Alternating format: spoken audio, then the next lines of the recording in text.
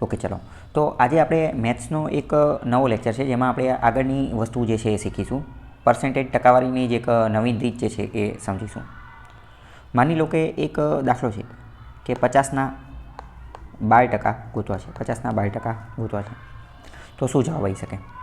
તો આપણે બહુ પહેલાં જે શીખેલા છીએ એમાં આપણે શું શીખેલું હતું કે પહેલાં આપણે 10% ગોતીશું તો 50ના 10% કેટલા થાય? તો કે 5 થાય. અને પછી એના 2% ગોતીશું તો 2% કેટલા થાય? તો કે 1% કેટલા થાય? તો કે 1% થાય 0.50. તો 2% કેટલા થશે? 1 થઈ જશે. એટલે કે અહીંયા 12% થઈ ગયા અને 5 અને 1 અહીંયા 6% થઈ ગયા. તો 12% આપણને 6 મળી જાય. આ એક રીત આપણે જૂની બહુ પહેલાં શીખેલા હતા. પણ હવે મોસ્ટ ઇમ્પોર્ટન્ટ અહીંયા સમજો, આપણે કઈ રીતે બીજી કઈ રીતનો ઉપયોગ કરી શકીએ એ સમજીએ. કે શું હતું? તો કે 50ના 12%. 50ના 12%. મોસ્ટ ઇમ્પોર્ટન્ટ ધ્યાનપૂર્વક સમજો. 50ના 12% છે તો અહીંયા રીત શું કહે છે? રીત એવું કહે છે કે તમે 50ના 12% ગોતો કે 12ના 50% ગોતો, બે એક જ છે. આ બંને સેમ છે. આ બંને કેવું છે? આ બંનેનો જવાબ એક સરખો જ આવશે. તો એ તમે વિચારો, આપણે 50ના 12%, તો એનાથી બેટર કે આપણે ડાયરેક્ટ 12ના 50% ગોતી લઈએ. તમને એવું લાગે? એવું કેમ? તો એવું એટલા માટે કારણ કે 12ના 50%, તો 50% એટલે તો ડાયરેક્ટ અડધા કરવાના છે. તો ડાયરેક્ટ 12ના અડધા કરી નાખીએ તો 6, ડાયરેક્ટ આપણને જવાબ 6 મળતો હતો. ઓલી બધી મહેનત કરવાની જરૂર નથી પડતી.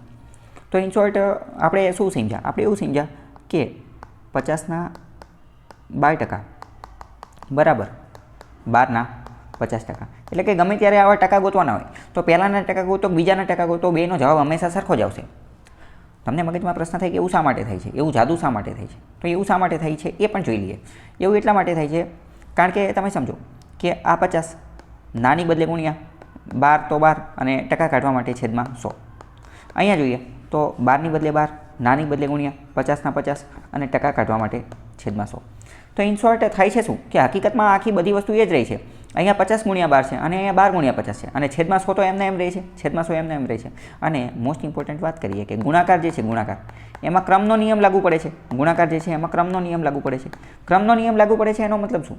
એનો મતલબ એમ કે તમે 50 ગુણ્યા 12 કરો કે 12 ગુણ્યા 50 કરો, બંનેનો જવાબ કેવો આવશે? સમાન આવશે. એનો મતલબ એમ કે ગુણાકારની અંદર તમે ક્રમ ફેરવી નાખો, ક્રમને પહેલો કરી નાખો, બીજો કરી નાખો, ત્રીજો કરી નાખો, એનાથી જવાબમાં કોઈ ફેર પડતો નથી. એટલે કે ગુણાકારની અંદર ક્રમનો નિયમ લાગુ પડે છે. ગુણાકારની અંદર ક્રમનો નિયમ લાગુ પડે છે એટલે આ આખા જવાબમાં કંઈ ફેર પડતો નથી.